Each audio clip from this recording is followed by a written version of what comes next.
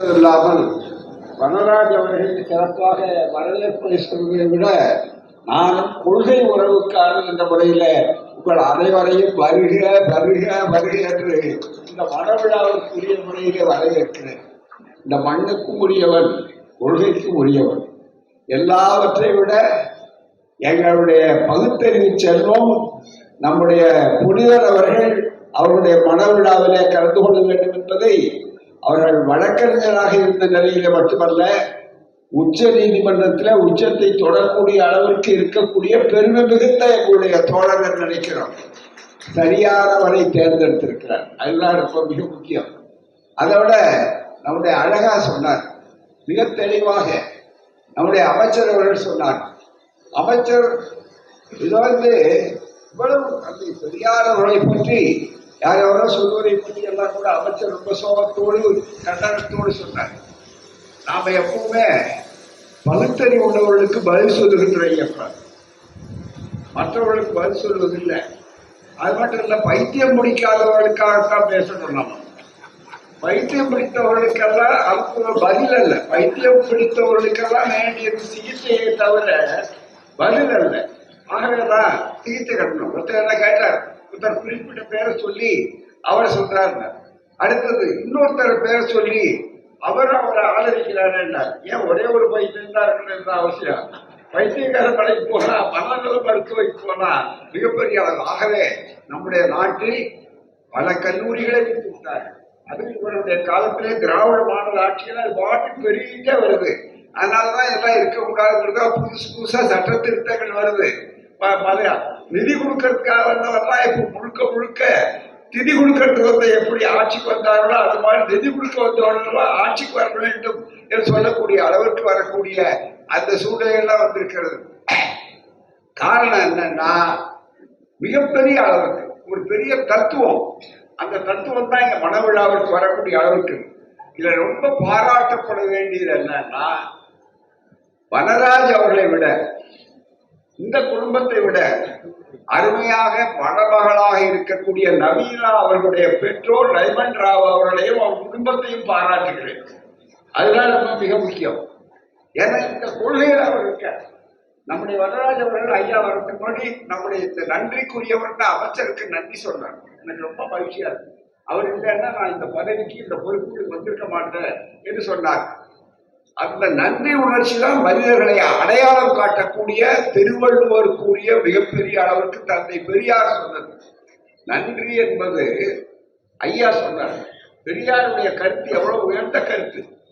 முத்துக்கள் பன்றிகளுக்கு முன்னாலே போட்டால் தெரியாது என்பது பழைய பழமொழி. அதுதான் மிக முக்கியம், மிகப்பெரிய அளவிற்கு. ஆகவே ஒரு பெரிய அளவுக்கு சிந்தனை வரும்போது நன்றி என்பது பயனடைந்தவர்கள் காட்ட வேண்டிய பண்பே தவிர உதவி செய்தவர்கள் ஒருபோதும் எதிர்க்கக்கூடாத எதிர்பார்க்காத ஒன்று என்று சொன்னார். அவர் எத்தனையோ பேருக்கு உதவி செய்திருப்பார், கிடையாது. இன்னைக்கு ரொம்ப மகிழ்ச்சியா இருக்கு எனக்கு. அதை ரொம்ப அழகா நம்முடைய அமைச்சர் சொன்னார். இன்றைக்கு மகளிர் துணையா சொன்னார். இவ்வளவு ஆண்கள் நிக்கிறாங்க. ஒரு காலத்துல வீட்டுல 100 வருஷத்துக்கு முன்னாலே பெரியார் வரலன்னா இப்படி எல்லாம் ஆண்கள் நிக்க பெண்கள் உட்கார்ந்து இருப்பாங்களான்னு கேட்டார். அது எல்லாத்தோட பெண்கள் வழக்கறிஞர்களா வந்திருக்க முடியுமா? இன்றைக்கு எவ்வளவு பெரிய அளவுக்கு பெண்கள் வழக்கறிஞர்கள், மூத்த வழக்கறிஞர்கள், நீதிபதிகள், இந்தியாவிலேயே அதிகமான நீதிபதிகள், அவர்கள் பார்ப்பன நீதிபதி பெண்களாக கூட இருக்கலாம். அதுல எல்லாம் சேர்ந்து இருக்கிற ஒரே ஒரு நீதிமன்றம் தமிழ்நாட்டில் இருக்கக்கூடிய சென்னை உயர் நீதிமன்றம் தான் என்பது புள்ளி விவரத்தோடு சொல்லப்படுகிறது. இதுக்கெல்லாம் என்ன காரணம்? இந்த இயக்கம் காரணம், பெரியார் காரணம். இன்னைக்கு மிகப்பெரிய அளவுக்கு 2 தத்துவங்கள். இது பெரியாருங்கிறது ஒரு தனி மனிதர் அல்ல. பெரியாருங்கிறது இந்த சுயமரியாதை திருமணத்தை நடத்தி கொண்டிருக்கக்கூடிய சூழலில அவளுக்கு காட்டியிருக்கிற மிகப்பெரிய தத்துவம் என்னவென்று சொன்னால் உரிமை, சமத்துவம், சமவாழ்வு என்பதுதான் மிக முக்கியம். ஒரு சின்ன விஷயம் சொல்றேன். எங்க நம்ம எல்லாரும் விட மனு தர்மத்தை எதிர்த்துதான் இப்ப போராட்டம். அரசியல் சட்டம் இன்றைக்கு இருப்பதை எடுத்துவிட்டு அம்பேத்கரால் உருவாக்கப்பட்ட சட்டத்தை எடுத்துவிட்டு அரசு வழக்கறிஞர் இருக்கிற கூட்டம். இது அறிவுபூர்வமான ஒரு மிக முக்கியமானது. ஆக கொஞ்சம் எல்லாரும் அமைதியாகவும் கேட்டுக்கொண்டிருக்கிறீர்கள். ரொம்ப மகிழ்ச்சி, நன்றி. இந்த கூட்டத்துல இந்த இடத்துக்கு பதிலாக எது வரணும்னு சொல்றாங்க? மனு தர்மம் உட்கார்ந்து. இப்ப போராட்டமே அதுதான். வழக்கறிஞர்களுக்கு அதிகமான பங்கு இருக்கிறது, கவலை இருக்கிறது. அந்த மனு தர்மம் வர வேண்டும் என்று சொல்லுவதில் மனு தர்மத்தை எதிர்த்து எல்லா கட்சியும் முற்போக்காளர்கள் அத்தனை பேரும், ராகுல் காந்தியாக இருந்தாலும், நம்முடைய திராவிட மாடல் நாயகத்தில் ஒப்பற்ற முதல்வர் மு.க.ஸ்டாலின் அவர்கள் ஆனாலும், அதே மாதிரி முற்போக்கு கருத்துள்ள அத்துறை இடதுசாரிகள் மற்றவர்கள் அத்தனை பேரும் எடுத்து பேசிக் கொண்டிருக்கிற ரெண்டு அணியா இருக்கிறார். ஒரு பக்கம் மனு தர்ம அணி, இன்னொரு பக்கம் சமதர்ம அணி. அதுதான் மிக முக்கியம்னு சொல்லக்கூடிய அளவுல. அப்படி நாங்க மனு தர்மத்தை பற்றி எல்லா இடங்கள்லயும் பெண்களை பற்றி என்ன சொல்றாங்க, மற்ற என்ன சொல்றாங்கன்னு நிறைய எடுத்து சொல்றதுக்கு இது அசல் மனு தர்மம். 100 ஆண்டுகளுக்கு முன்னாலே போடப்பட்ட மிக முக்கியமான பாண்டிச்சேரியில் இருக்கிறவர் தான் உதவி பண்ணியிருக்காரு. கூட நம்ம செட்டியார் தான் உதவி பண்ணியிருக்காரு. அதுதான் மிக முக்கியம். அவ்வளவு தூரம் இருக்கக்கூடிய இதுல நாங்க மனு தர்மத்தை பத்தி பேசினாலும் முழுக்க முழுக்க மனு தர்மத்துக்கு முழு எதிரியாக யாராவது இருக்காருன்னா நம்ம அமைச்சர் ஒன்னே சொல்லலாம். இதையாவது திடீர்னு இப்படி ஒரு சிக்கலை உண்டாக்குற சிக்கல்லாம் இல்லை, அவராது மறுபாடு. ஏன்னா அவருடைய பாரம்பரியம் அப்படிப்பட்டது. ஒரே ஒரு செய்தியை உங்களுக்கு சொல்றேன். என்னன்னா அவருடைய துறை என்ன உங்களுக்கு நல்லா தெரியும். உழவர் நலன் வேளாண்மை, உழவு நலத்துறை.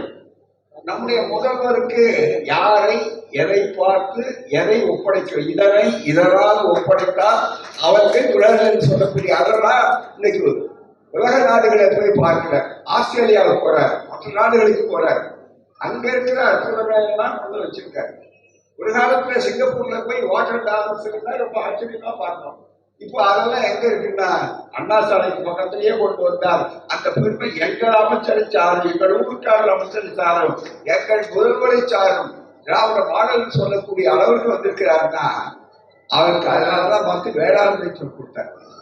அதுல அந்த துறையில அவர் நாளுக்கு நாள் புதுமைகளை உண்டாக்குறார், புதுமைகளை உண்டாக்குறார். விவசாயிகளுக்கு திடீர்னு இயற்கை உட்பாதத்தினால நட்டம் ஏற்பட்டால் அதை கணக்கீடு செய்து முதலீடு செய்வோம்னு சொல்லக்கூடிய அளவுண்டா.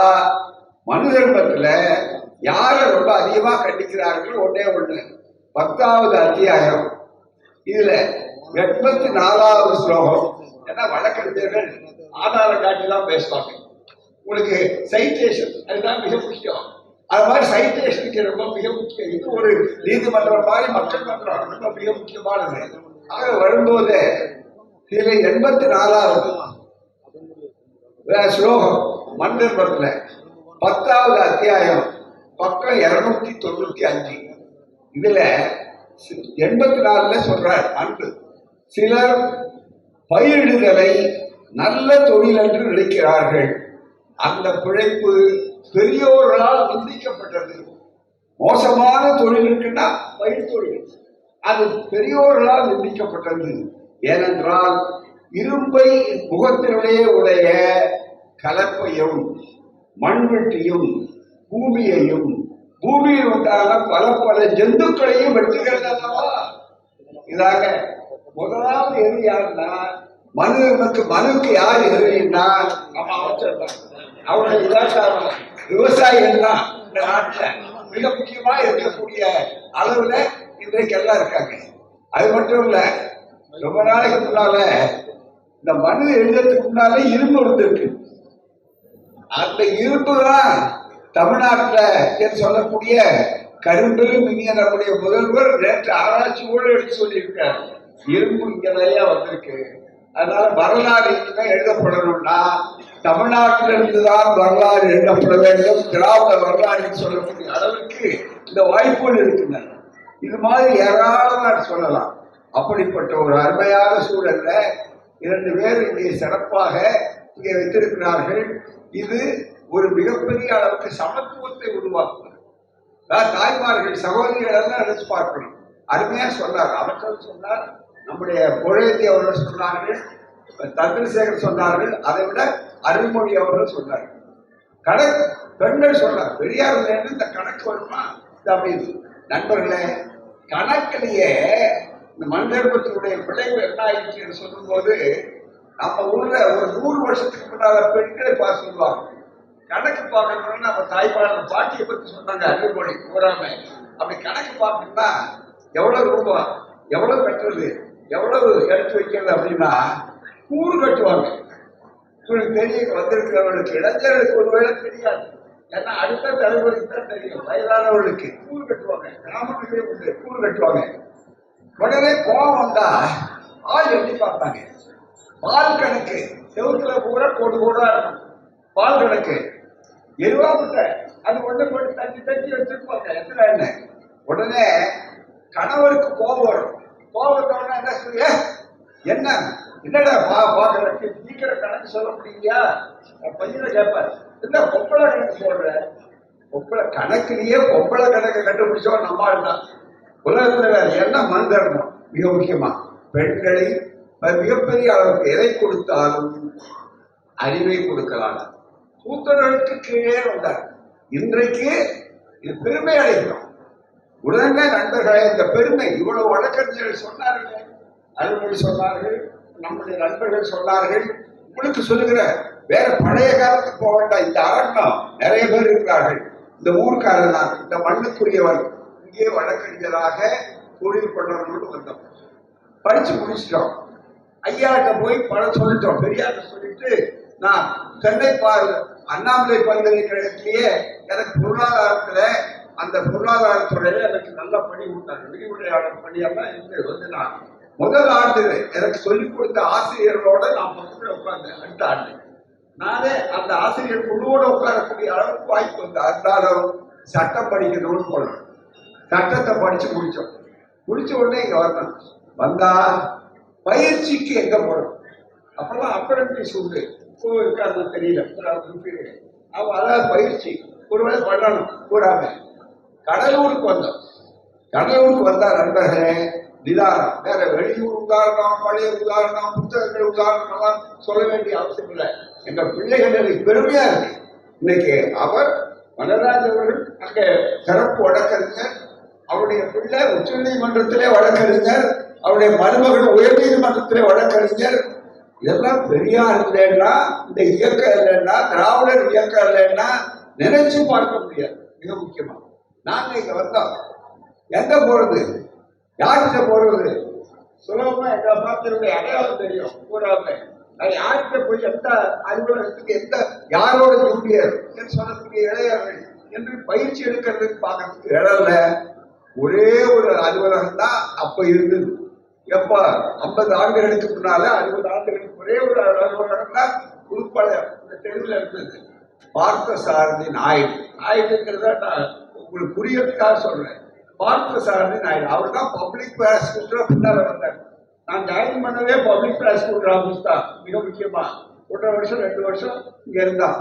அவர் வந்த உடனே அவருக்கு முதல் சூரியர் யாருன்னா அன்றைய ரே தண்டபாணி என்று அழைக்கப்பட்ட இரே இளமொழி, நம்ம இவங்க அப்பா. அதுதான் மிக முக்கியம். ஆகவே மிகப்பெரிய அளவுக்கு ஒரே ஒருவர். அதுதான் எங்க ஆபீஸ் கூடா பார்த்தா சமூக நீதி. நான் வந்து சில நண்பர்களுக்கு இருக்கலாம், அவருக்கு நிறைய நண்பர்கள் இருக்காங்க. இப்ப பார்க்கிற நண்பர்கள் கூட இங்க வந்திருக்க அவங்க மேல எனக்கு ஒன்றும் தனியா வருத்தமோ கோபமோ கிடையாது. அவங்களை சுட்டி காட்டுறது பிரிவினைக்காக அல்ல, சமூக நீதி எப்படி இருந்ததுன்னு தெரியறதுக்காக சொல்றோம். அவ்வளவுதான். முன்னால எப்படி இருந்தது, பாலம் போடுறதுக்கு முன்னால எப்படி நடந்திருப்பாங்க.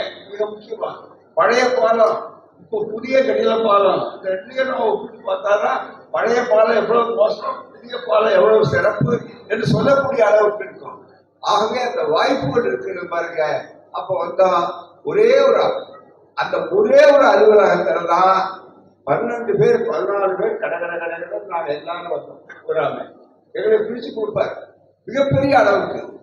அந்த அளவுக்கு மீதி எல்லாம் யாரும் பார்க்க முடியாது. ஏனென்றால் நாங்க எல்லாருமே மிகப்பெரிய அளவுக்கு ஒடுக்கப்பட்ட சமுதாயத்தை சார்ந்தவர்.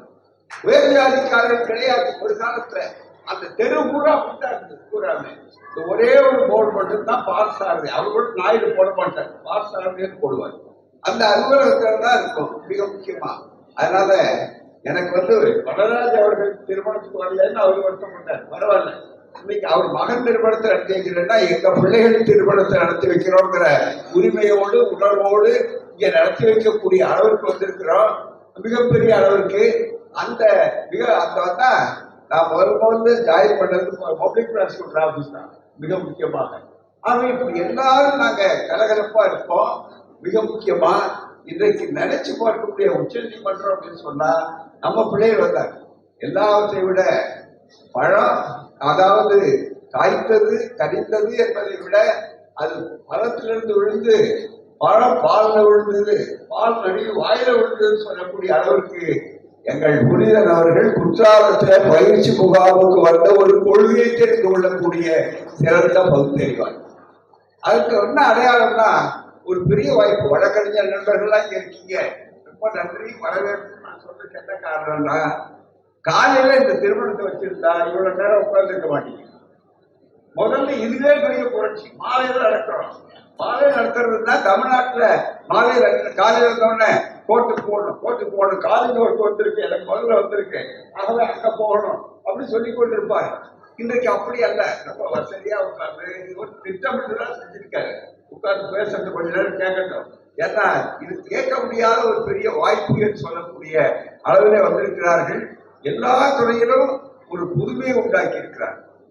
இந்த திருமணம் மிகப்பெரிய அளவுக்கு, ஏன்னா பெரியாருடைய உழைப்பு மிக முக்கியமானது. பெரியார் ஒரு முறை சொன்னார், நான் எதிர் வழக்காடுறது இல்லைன்னு முதல்ல எப்படியா சிந்தனை சொன்னேன். கொள்கையில எதிரிகள் முடிவு தெரியல. அதை விட இன்னொன்னு எங்களை வைத்துக் கொண்டு சொன்னார், ஏப்பா நம்ம சமூகத்துல இருந்து நம்ம மக்கள்ல இருந்து ஒருவர் கூட நம்ம ஆட்கள் வக்கீலே இல்லையே, வக்கீல் யார் இருக்காங்க, பட்டியல் கொடுங்கன்னு கேட்டாங்க. நீதிபதி ஆகணும்னு கேட்கிறீங்களா, உங்கள்கிட்ட யார் இருக்காங்க என்று என்னை கூப்பிட்டு கவர்னர் கேட்டார். நான் சட்டம் போட்டேன் என்று நீதி கட்சி காலத்துல ஒரு வழக்கறிஞர் வரலன்னு சொன்னார். பிறகு அதே மாதிரிதான் தந்தை பெரியார் அவர்கள் IAS அதிகாரிகள்லாம் சென்னையில சேர்ந்து பெரியார் அவர்களுக்கு மிகப்பெரிய தாழ்த்தப்பட்ட சமுதாயத்தை சார்ந்த நண்பர்கள் நல்ல உணர்ச்சிக்காக ஒரு பெரிய விருது கொடுத்தாங்க. சத்தியவாணி முத்தம்மையார் அவர்களும் அந்த விருதில் இருந்தார்கள். எல்லா IAS IPS சார்ந்தவர்கள். ஐயா, உங்கள் உழைப்பினாலதான் நாங்கள் எல்லாம் இவ்வளவு பெரிய அளவு வந்திருக்கோம்னு அவங்க பேசுறாங்க. பெரியார் ஐயா சொன்னார் கடைசியில, ஏன் உழைப்பு இல்லை, உங்களுடைய திறமை, நான் என்னுடைய கொள்கைக்காக நான் பாடுபட்ட வந்திருக்கீங்க. ஆனா நீங்க சொல்லும் போது உயர் நீதிமன்றத்தை நினைக்கிற யார் IAS IPS அப்ப உயர் நீதிமன்றத்தை நினைக்கிற சென்னை உயர் நீதிமன்றத்தை ஒரே ஒரு ஒடுக்கப்பட்ட சமுதாயத்தை சார்ந்த, தாழ்த்தப்பட்ட சமுதாயம் சொல்லக்கூடிய SC சமுதாயத்தை சார்ந்த, ST சமுதாயத்தை சார்ந்த ஒருவர் கூட இல்லையே. என்னையா 100 ஆண்டு கால வரலாற்றுல என்ன நியாயம் அது? சமூக நீதியா? அரசியல் சட்டம் சொல்லுகிற சமூக நீதியை நீங்கள் நடைமுறைப்படுத்தி இருக்கிறீர்களா அப்படின்னு கேட்டார். கேட்ட உடனே திருப்பி வர்றோம், எல்லாரும் அசத்து போயிட்டாங்க. நாம பெரியார் பாராட்டி சொல்றோம், பெரியார் அதை ஏற்றுக்கல. அதை ஒரு 2 நிமிஷத்துல தங்கிய சொல்லிட்டு, ஏன் ஒரு ஒடுக்கப்பட்ட சமுதாயத்துல இருந்து இன்னும் ஒரு நீதிபதி கூட இல்லையே 100 வருஷம் வரலாற்றுல, நியாயம்தானா அப்படி அதை குறித்து சொல்லிவிட்டு கலைஞர் ஆட்சி அப்போ 71 உடனே சொல்ற, இந்த ஆட்சியை செய்யலன்னா வேற எந்த ஆட்சி செய்யும், ஆகவேதான் இதை பற்றி இந்த ஆட்சி முதல்வர் கவனத்துக்கு கொண்டு போகணும் அப்படின்னு பேசினார். பேசிட்டு வரும்போது எடுத்து சொன்னார், திரும்ப நடந்தது சொல்ற வழக்கறிஞர்கள் நண்பர் இந்த வரலாற்றை தெரிந்து கொள்ளணும். வரும்போது வேகமாக திருப்பி வர்றோம். வந்த உடனே அந்த ஐயாவுடைய வேகல மண்டபத்திலிருந்து திரும்பி வர்றோம். என்னை பார்த்து சொன்னார், விடுதலை ஆசிரியர், எப்பா என்னங்க உடனே போய் இதை நான் பேசுறதை வச்சு ஒரு தலையங்க எழுதுங்க அவசியத்தை, நீங்க அது உடனே கலைஞருடைய முதல்வருடைய கவனத்துக்கு போகும் அப்படின்னாரு. அதே மாதிரி நான் ஐயாவுடைய பேச்சை வச்சு 100 ஆண்டு கால வரலாற்றுல இல்லையே நியாயம், சமூக நீதி, அரசியல் சட்ட உரிமைகள் இதெல்லாம் வந்த உடனே அடுத்த நாள் கலைஞர் அந்த பத்திரிக்கை சாயந்தரம் போகுது, 5 மணிக்கு போகுது. உடனே 5:15 போன் பண்றாரு. பண்ணி எனக்கு கூப்பிட்டு இதெல்லாம் செஞ்சிருக்கேன், நீங்க மிக முக்கியமா நாங்கள் மட்டும் போதாது, தலைமை நீதிபதியாக இருக்கிறவருடைய பரிந்துரையும் தேவை, ஆகவே முடிஞ்சா அவருடைய கவனத்துக்கு நீங்க கொண்டு போங்க. அப்போ வீராசாமியே இருக்கிறார், டிஜேவா மிக முக்கியமா, உடனே கொண்டு போக உடனே அந்த வாய்ப்பு அவருக்கு போனோம். உடனே அவர் பார்த்தார், இந்த பட்டியலை நான் வரவழைச்சு பார்த்தேன், யாரும் பக்கத்திலேயே இல்லையே. 8வது 12வது 2ல ஏதாவது ஒரு வருஷம் படி பார்த்தா ஒரே ஒரு SC ஜட்ஜி தான் இருக்கார், டிஸ்ட்ரிக்ட் ஜட்ஜி அதுவும் இருக்காரு. அவர் எங்க இருக்காருன்னா கடலூர்ல வேலை செய்யறாரு. நம்ம ஊருக்கு அதெல்லாம் பெரிய பெருமை. மிக முக்கியமா ஜஸ்டிஸ் வரதராஜன் ஒரு மிகப்பெரிய அளவுக்கு வந்த போது கடலுக்குள்ள டிசிஷன் அவருக்கு. உடனே கலைஞர் மாதவன் அவர்களை சட்ட அமைச்சர் அவர்களை அனுப்பி ஒய்பி சவான் அப்போது உள்துறை அமைச்சர், மிக முக்கிய சட்ட அமைச்சர், அங்கே போய் பார்த்து கையோடு வாங்கிக்குவாங்க. அவ்வளவு சீக்கிரம். கலைஞர்னா என்ன அர்த்தம்னா, திராவிட மாடல் ஆட்சினா என்னன்னா, வாயால பேசுறதில்லை, எதை சொல்லுகிறார்களோ அதை செய்வார்கள், எதை செய்கிறார்களோ அதை சொல்லுவார்கள், தாமதிக்க மாட்டார். உடனே போக இது தபால் அனுப்பாதீங்க, நேராக போய் டெல்லிக்கு போய் கை வாங்கிட்டு வாங்கன்னு சொன்னார். அப்படி வந்த உடனே தான் அடுத்தபடியா இருக்கிறவருக்கு வரதராஜனுக்கு யாருக்கும் தெரியும், அவர் நடித்தார். நம்ம 8வது 10வதுல இருந்து ரிட்டையராக போறோம் டிஸ்ட்ரிக்ட் ஜட்ஜா என்று சொன்னார்கள். இதே டிஸ்ட்ரிக்ட் ஜட்ஜ் அரங்கத்திலிருந்து கடலூருக்கும் பெருமை உண்டு. இங்க இருந்துதான் அவசர அவசரமா போறார். போனவர் கூட அவர் ரொம்ப நேர்மையானவர், யாரும் தனிப்பட்ட முறையில கால் இல்லாத ஒரு டிஸ்ட்ரிக்ட் ஜட்ஜி. அதனால வேற வண்டியை எடுத்து குதிரை வண்டியிலையோ மற்ற ரயிலுக்கு போய் அதுக்கப்புறம் போய் பதவி ஏற்க போனார். இந்த ஊர் கடலூருக்கு அந்த பெருமை உண்டு, மிக முக்கியமா. பிறகு அவர்தான் உயர் நீதிமன்றத்திலிருந்து உச்ச நீதிமன்றத்துக்கு போனார். முதல் நீதிபதி இந்தியாவிலேயே தாழ்த்தப்பட்டு ஒடுக்கப்பட்டு எஸ்சி நீதிபதி என்று சொன்னால் அது ஜஸ்டிஸ் வரதராஜன். அது திமுக ஆட்சியில், திராவிட மாடல் ஆட்சியில், அதுவும் பெரியாருடைய பரிந்துரையில கலைஞராலே செய்யப்பட்டது. இது ஒன்று போதும். என்ன செய்தார்கள்? எனக்கு அவருக்கு யாருன்னே தெரியாது, தன்னுடைய பேரை யார் சொன்னாங்க என்னன்னு தெரியாது. வரதராஜன் யாருக்கு இவருக்கு தெரியாது, யாருக்கும் தெரியாது, கலைஞருக்கு தெரியாது, யாரும் தனிப்பட்ட முறையில கிடையாது. சமூக நீதி வந்தது. பெரியார் என்ன செய்யறான்னு கேட்கிறவருக்கு இதை விட வேற என்ன செய்யும்? மிகப்பெரிய அளவுக்கு இப்படி எல்லா துறைகளும் உண்டு. இன்னைக்கு சொன்னார்களே நம்முடைய பேராயர் அவர்கள், நம்முடைய ஐயா மறைத்துறையில இருக்கக்கூடியவர்கள் அழகா சொன்னார். பெரியார் இல்லைன்னா நான் இந்த இடத்துக்கு வந்திருக்க முடியுமான்னு கேட்டார். ஒரு முக்கியமா எப்படிப்பட்ட மாற்றங்கள் தெரியணும்னா சமூக மாற்றம். அன்னை நாகம்மையார் இறந்துறாங்க, உங்களுக்கு வரலாற்றை பார்த்தா தெரியும். அடக்கம் பண்ணிட்டு அடுத்த நாளே தந்தை பெரியார் அவர்கள் ஓய்வெடுக்கல, துக்கப்படல. அடுத்த நாள் ஒரு திருமணத்தை நடத்துறதுக்காக திருச்சிக்கு வந்துடுறாரு. அந்த திருமணம் திருச்சி பாலக்கரை என்ற பகுதியில நடக்குது. உடனே அங்க என்ன நடக்குது தெரியுங்களா? திருமணத்தை சிவபுரியாத திருமணத்தை நடத்த பெரியார் போறாரு. அங்க போலீஸ் வர்றாங்க. போலீஸ் பெரியாருக்கு வாரண்ட் காட்டுறாங்க. என்னன்னா, நீங்க அந்த பொண்ணு கிறிஸ்துவ பொண்ணு, ஆக இந்த பெண்ணை நீங்க உங்க தலைமையில திருமணம் நடத்துறாங்க, சிவபுரியார் திருமணம் என்று இருக்கிறதுனால அவர்கள் பிஷப் எதிர்ப்பு காட்டியிருக்காரு, அதனால இந்த திருமணம் நடத்த முடியாது என்று சொல்கிறார். பெரியார் நான் கைதானாலும் பரவாயில்ல, இந்த திருமணத்தை நடத்துவேன்னு சொல்லுவார். பிறகு அது சாதாரணமா முடிந்து விட்டது, சமாதானமாக. இது 1933 மே 12ஆம் தேதி. மிக முக்கியமா தேதியோடு சொல்றேன், மிக முக்கியமா இன்னைக்கு பேராயரே இந்த மணமக்களை பார்த்து இங்கேயே பேசக்கூடிய அளவுக்கு அவையில நடத்தி இருக்கக்கூடிய அளவு செய்திருக்கிறார்னா இதுதான் பெரியாருடைய வெற்றிகளுக்கு மிக முக்கியம். பல இடங்களுக்கு ஆகவே இதுதான் அதிகாரபூர்வமான செய்திகள். ஒரு பக்கம் பெண்கள், இன்னொரு பக்கம் மகளிர், இது அத்தனையும் நடக்கக்கூடிய அளவுக்கு இந்த வாய்ப்புகள். எனவே நான் எல்லாவற்றிலும் புதுமை, நவீனா என்று சொன்னார்கள். புதுமை வேற ஒன்றும் இல்லை, புரட்சி. வெறும் புதுமைக்காக புதுமை அல்ல, புரட்சிக்காக புதுமை. அது முயற்சிக்காக அல்ல, மக்கள் சிந்திக்க வைக்க வேண்டும். இங்க கூட பாருங்க, எல்லாருக்கும் தேங்காய் பண்ணி கொடுப்பாங்க, எல்லாருக்கும் பசங்க கொடுப்பாங்க. வரதராஜ் அதே மாதிரி இந்த திருமணத்துல சுயமரியாதை திருமணங்கள் 2 பேரும் பார்த்தீங்கன்னா புத்தகத்தை எல்லாருக்கும் கொடுத்துருக்காங்க. இதுதான் மிக முக்கியம். இது எடுத்து சுயமரியாதை திருமணம் பற்றி பேசுறதை விட நீங்க வீட்டுக்கு எடுத்துட்டு போனீங்கன்னா ஒவ்வொருத்தரும் படிப்பாங்க. இதுதான் தாம்பூலம், இதுதான் மிக முக்கியமானது. அப்படி சொல்லும் போது ஒவ்வொன்றிலையும் புதுமையை பூர்த்தி இருக்கிறார்கள் என்பதற்கு அடையாளம் நான் பார்த்தேன். கொடுத்த உடனே அமைச்சர் வரதுக்கு முன்னாடி கொஞ்சம் தாமதப்படுத்தணும். அப்ப எனக்கு முதல் புத்தகத்தை கொடுத்த உடனே நாங்க எல்லாரும் சின்ன புத்தகத்தை உடனே படிக்கணும். சின்ன குழந்தைகிட்ட பொம்மையை கொடுத்தீங்கன்னா அதை பிச்சு பார்த்து உடனே அது வரைக்கும் பொறுமை இருக்காது எங்களுக்கு. அது மாதிரி வந்த உடனே இதை பார்த்தோம்.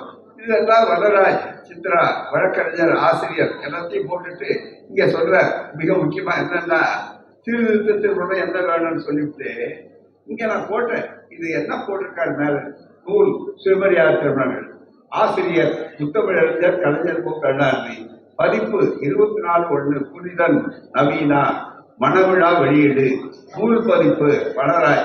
இது முகவரி கலைஞர் கருணாநிதி நகர், வண்ணாரப்பாளையம், கடலூர். இதெல்லாம் கொடுத்துட்டார். அடுத்த வரைக்கும் தான் நான் இவ்வளவு படித்தேன். வேற ஒன்றும் நல்ல கவனிங்க. விலை அப்படின்னா இதை விலைன்னு போட்டிருக்காரு. என்னன்னு பார்த்த உடனே மணமக்களுக்கு உங்கள் வாழ்த்து. விலை என்ன? விலை என்னன்னா மணமக்களுக்கு உங்கள் வாழ்த்து. ரொம்ப அழகாக எடுத்துக்கொண்டார். இப்போ நீங்க நாங்க கேலண்டர் போட்டுட்டோம், பெரியார் கேலண்டர் நாட்காட்சி, அதை பிரிக்கிறது. அதுல பாத்தீங்கன்னா நல்ல நேரம் போட்டுட்டோம். ரொம்ப பேருக்கு ஆச்சரியம். எனக்கு ஒருத்தர் பார்த்தவர் கேட்டார், என்னங்க மத்தவங்க தான் கெட்டு போயிட்டாங்கன்னா நீங்க கூட பெரியார் நாட்காட்சி போட்டு நல்ல நேரம் போடலாமா சொன்னாரு. நல்ல படிங்க. நல்ல நேரம் 24 மணி நேரம். அதெல்லாம் மிக முக்கியம். 24 மணி எந்த நேரம்? தூங்குற நேரம் நல்ல நேரமா? நிச்சயம் தூங்கும். ஏன்னா 8 மணி நேரம் தூங்குறா உடல் நல்லா இருக்கு. டாக்டர் சொல்றதே தூங்குற நேரமும் மிக முக்கியம். முதல்ல டாக்டர் நம்ம விசாரிக்கும் போது என்ன கேட்பாரு? தூக்கம் சரியா இருக்கா? முதல் கேள்வி என்னன்னா மருத்துவர் கேட்கிற கேள்வி அதுதான். ஆகவே நண்பர்களே, மிக முக்கியமாக ஒவ்வொரு துறையிலும் நீங்க வந்திருக்கு. நல்ல அளவுக்கு கலைஞர் பேசுற பேச்சு, கலைஞருடைய அற்புதமான கருத்துக்கள், இதை எல்லாரும் நீங்க விட்டுக் கொண்டு போகணும். கலைஞர் இந்த சுயமரியாதை தீர்மானங்களை ஒப்புக்கொள்ளாத கூட எவ்வளவு அழகா எடுத்து பல தந்தை பெரியாருடைய கருத்து அது கொண்ட சொன்னார். கலைஞர் கடைசியா முடிக்கும் போது ஒரு கருத்தை சொல்றார். சுயமரியாதை இயக்கம் இது 100 ஆண்டு. இந்த ஆண்டு இந்த 100 ஆண்டு வெற்றி பெற்ற சுயமரியாதை இயக்க மருந்து கொஞ்சம் கசப்பான மருந்து. ரொம்ப அழகா அதை ஐயா சொன்னதை எடுத்து பயன்படுத்துகிறார். சுயமரியாதை இயக்க மருந்து கொஞ்சம் கசப்பான மருந்து. அந்த கசப்பான மருந்தை இலையில் வைத்து தேனையும் குழைத்து மக்களுக்கு தந்த அந்த பெரும்பணியை பேரறிஞர் அண்ணா அவர்கள் ஏற்றுக்கொண்டார்கள். அதுதான் அதனுடைய விளைவு மட்டுமல்ல. சுயமரியாதை திருமணத்துக்கு பல ஆண்டுகள் ஆனது மட்டும் இல்லையில கூட இன்னைக்கு இவ்வளவு நீதிபதிகள், இவ்வளவு மற்றவர்கள், வழக்கறிஞர்கள், பேராயர்கள், அமைச்சர்கள் அவ்வளவு பேர் இருந்தாலும் அறிஞர் அண்ணா தலைமையில திராவிட மாடல் ஆட்சி ஏற்படுவதற்கு அத்திவாரம் போட்ட, அடிக்கட்டுமானம் போட்ட அந்த ஆட்சியில சுயமரியாதை திருமணங்கள் சட்டப்படி செல்லும் என்று அவர்கள் கொண்டு வந்த அந்த சட்டம் நிறைவேறாமல் இருந்திருந்தால் எவ்வளவு உச்ச நீதிமன்றத்தின் நீதிபதியே தலையிட்டாலும், உச்ச நீதிமன்ற தலைமை நீதிபதியே தலைமையிலான கூட செல்லாது என்றிருந்தது. எனவேதான் செல்லாது என்பதை செல்லும் என்று ஆக்கிய பெருமை காலங்காலமாக வரலாற்றில் திராவிட இயக்கத்துக்கும் அறிஞர் அண்ணாவுக்கு பேர். இந்த முறையை புகுத்தியவர் தந்தை பெரியார். இதற்கு சட்ட முத்திரை குத்தியவர் பேரறிஞர் அண்ணா. இதை அகில இந்திய அளவில் கொண்டு போக வேண்டும் என்று வலியுறுத்தியவர் கலைஞர். அன்றைக்கு நிதானமாக இருந்தாலும் வெற்றி பெறும். அப்படிப்பட்ட அருமையான இந்த மணவிழாவிலே கலந்து கொள்வதிலே, உங்களை எல்லாம் சந்திப்பதிலே, இந்த கருத்துக்களை எல்லாம் பரிமாறிக் கொள்வதிலே மிக முக்கியம். இன்னும் கூட என்னன்னா, பெரியார் மாதிரி ஒரு சிந்திக்க சொன்னவர் கிடையாது. ரொம்ப பாடினார். அன்னைக்கு கூட டி.எம். கிருஷ்ணா சொன்னார், சிந்திக்க சொன்னார் பெரியார் தான். சிந்திக்கலாம் சொன்னார். அவர் ஏற்றுக்கொள்ளலன்னு சொல்லல, நீங்க சிந்தித்து பாருங்க அப்படின்னார். சரின்னா எடுத்துக்கலாம் அப்படின்னு. இந்த உரிமை வேறு யாருக்கும் கிடையாது. இதுலதான் ஆகவேதான் நண்பர்களே, இந்த மனமுறையிலே செய்யக்கூடிய இந்த மணமக்கள் இதுல காதல் வளர்ந்திருக்கிறது, கவனம் சிறந்திருக்கிறது, தொழில் வளர்ந்திருக்கிறது, எல்லா வகையிலும் எடுத்துக்காட்டாக இருக்கக்கூடிய மணமக்கள் சிறப்பாக இருக்கிறது. எவ்வளவு மகிழ்ச்சியா இருக்காங்க பாருங்க ரெண்டு பேரும், மிக முக்கியமா. அதனாலதான் கேட்டேன், முதல்ல புரிதல் பேசலாமா அப்படின்னு கேட்டேன். ஏன்னா அவங்க பேசிட்டு கூடாது, நான் பேசுறது கேட்கணும், நீங்களும் கேட்கணுங்கிறதுக்காக தான். காரணம் என்னன்னா, இங்க வந்து புகை போடுறேன், புகை போட்டுருந்தா அவங்க கண்ணை கசிக்கிட்டு இருப்பாங்க, அவரு கண்ணை கசிக்கிட்டு இருப்பாரு. என்ன அழுதுகிட்டு இருக்காங்களே, நாங்க ஒரு அம்மா கேட்டுக்கிட்டு இருக்கோம், ஏதோ இருக்கும் போல் இருக்க அப்படின்னு இன்னொரு அம்மா சொல்லிக்கிட்டு இருக்கோம். இதுக்கெல்லாம் வாய்ப்பே இல்லாம மகிழ்ச்சிகரமாக இருக்கிறார்கள் என்றால், நீங்கள் எல்லாம் இவ்வளவு அமைதியா கருத்தை கழிக்கிறீர்கள் என்றால் கிடையாது. இதேயோ பஞ்சநகர் மைதானம் நமக்கு எத்தனை ஏத்தாமல இருக்கு. இந்த மைதானத்துல பெரியார் பேசுகிறார். 1928 சுயமரியாதை திருமணம் கடலூர் போட்டிகள் நடக்குது. அங்கே பெருமாள் நாயுடு அவர் சிங்கப்பூருக்காரரு, அங்கிருந்து வந்து கலந்து இருந்தார். பெருமாள் என்று அவர் பெருமாள் தான் போடுவார். இங்க கூடி இருக்கிறவங்க எல்லாம் சிங்கப்பூர் நாயுடு சொல்லுவார்கள். அவரை அவரு திருமணம் நடந்தது. அதுக்கு வந்து மாலையில இங்க பேசுறாரு. ஐயா மீது என்ன விழுந்ததுன்னு சொன்னா மேல கொத்து கொத்து கல்லு ஒரு பக்கத்துல விழுது. குடியரசுல அப்படியே எழுதியிருக்காங்க, பச்சை அட்டை குடியரசுல பதிவாயிருப்ப சொல்றேன். ஒரு குட்டையை மேல தூக்கி அடிக்கிறான், அந்த விழுது அதுல இருந்து அசிங்கம் மலம் அதை தூக்கி மேல எல்லாம் செதறுது. ஐயா அதை பத்தி கவலைப்படல, அதை பத்தி உடனே அவர் பேச நிறுத்தல, உடனே தூக்கி கலாமுடைய மேல போட்டுக்கிட்டு குழு சாமியை மறைச்சுக்கிட்டு அதுக்கப்புறம் 3 மணி நேரம் இந்த மஞ்சள் நகர் மைதானத்திலே பேசினார் என்பது குடியரசுல இருக்கக்கூடிய செய்தி. இன்றைக்கு அதே தத்துவங்கள் இன்றைக்கு வெளிநாட்டிலே இருந்து ஏற்பட்டது. பெரியார் உலகமேவாகிறார். ஆஸ்திரேலியாவிலே இப்போது தீர்மானம் ஆஸ்திரேலியாவில் நிறைவேற்றி இருக்கிறார்கள். என்ன தெரியுமா? தமிழ் மாதம் பொங்கல் விழா நடக்கிற மாதம் தமிழ் மாதம், அதை ஆஸ்திரேலிய அரசு கொண்டாடும் என்று போட்டிருக்கிறார் என்றால் பெரியார் என்றைக்கும் உலகமயமாகிறார் அர்த்தம். யாரோ சிலர் அங்கே சட்டையை வச்சுட்டு நிற்கிறான்னா அவரை பற்றி கவலைப்பட வேண்டிய அவசியமே இல்லை. பெரியார் உலகமயமாகும். பெரியார் ஒருபோதும் தோற்க மாட்டார் என்பதற்கு அடையாளம் தான் இந்த மனவிழா. இவ்வளவு சிறப்பாக நடக்கக்கூடிய ஏற்பாடு காரணம் என்னன்னு சொன்னால் விஞ்ஞானம் ஒருபோதும் தோற்க. மிக முக்கியமா பாருங்க, வீடியோ இவ்வளவு பேர் எடுக்கிறாங்க. மிக முக்கியமா ஒரு காலத்துல என்ன சொல்லுவாங்க, அக்னி சாட்சியாக, பகவா சாட்சியாக, 33 கோடி தேவர்கள் சாட்சியாக, பிம்பர்கள் சாட்சியாக, என்ன 30 தேவர்கள் சாட்சியாக சொல்லுவாங்க.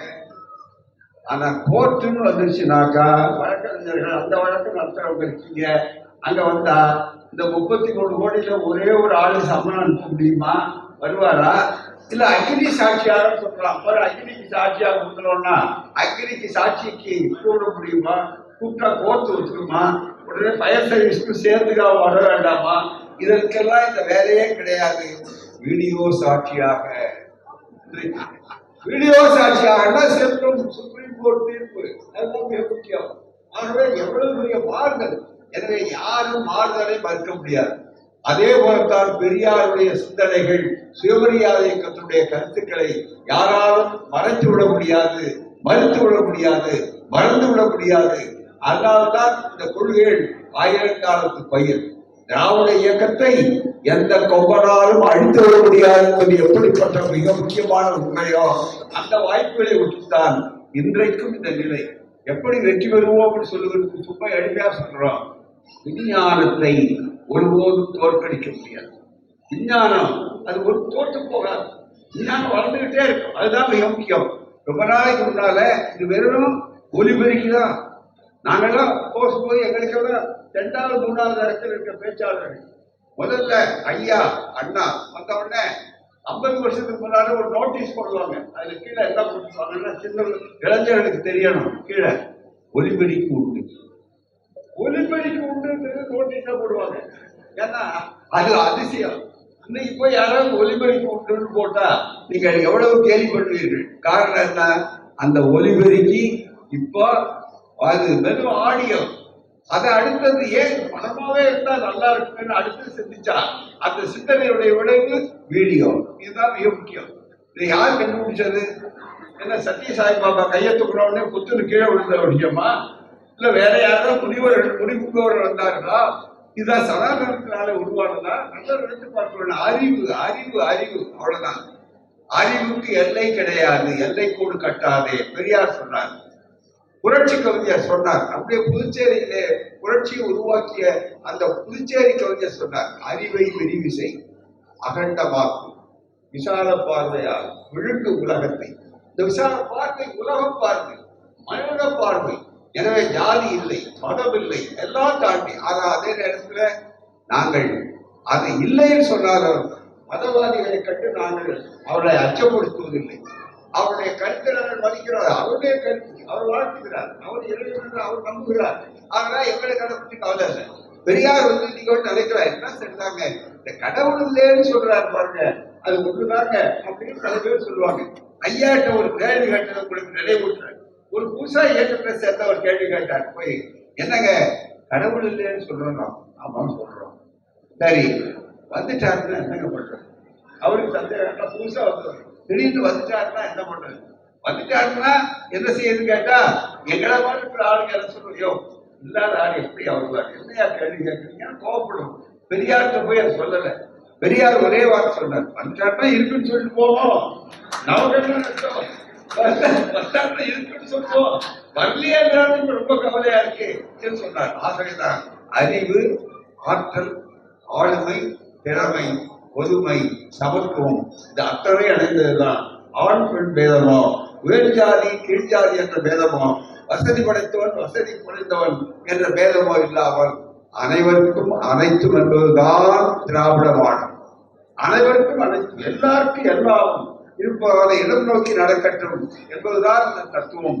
அந்த தத்துவத்திலே பூத்த மலர்கள் தான், காய்த்த கனிகள் தான் எங்களுடைய அறுவை செல்வங்கள். இவர்கள் எல்லா வகையிலும் பெற்று உறுதிமொழி கூறி வாழ்க்கை ஒப்பந்த நிகழ்ச்சிகளை இப்போது அனைவர் சார்பாக நடத்தி கொள்கிறார்கள். நீண்ட நேரம் அமைதியாக இருந்து கேட்ட அனைவருக்கும் என்னுடைய கனிந்த நன்றி.